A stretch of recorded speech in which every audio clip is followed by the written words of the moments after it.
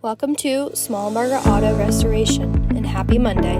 Let's dive into what's happening in the shop this week, which is all about trucks as we tackle 3 different truck models. First, we have a 1972 C10 truck, where we're starting the metal cleaning on the back of the cab.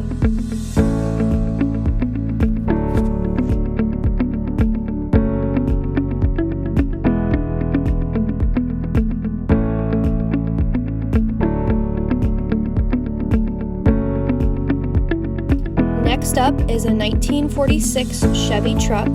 After installing the door, we're refining the fit in the gaps.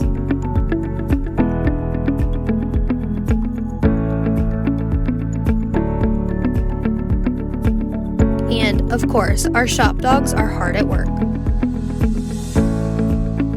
Finally, we are working on a 1954 Chevy truck where we are adding custom shoulder belt mounting brackets. These are crafted right here in our shop.